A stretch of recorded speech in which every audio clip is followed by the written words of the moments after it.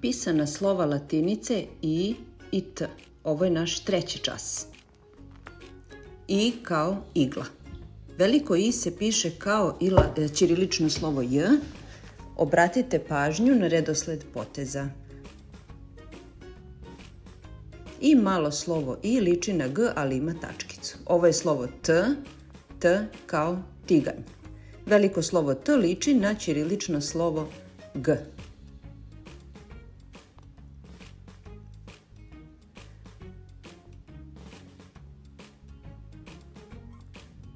Do sada smo naučili pisana slova A, E, J, O, K, M i T. I od ovih slova ćemo sada napisati nekoliko reči da vidimo kako se slova spajaju.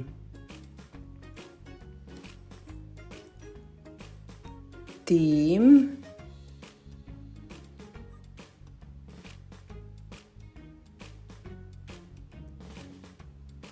tata,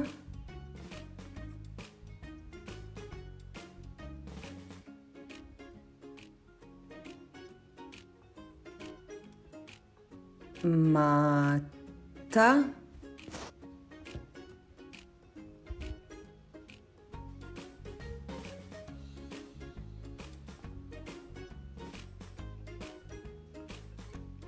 mota, motati, pardon,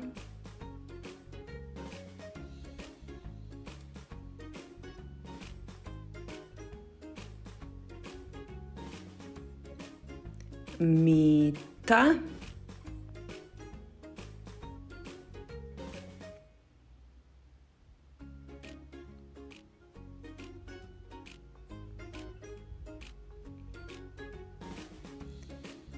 imati,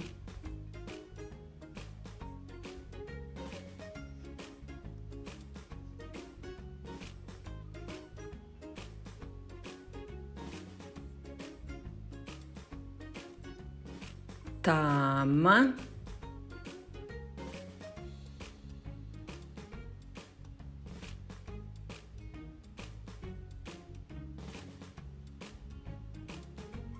toma, ima,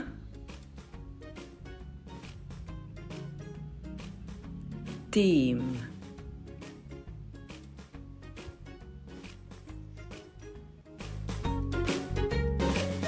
Ukoliko vam se video dopao, zapratite moj kanal.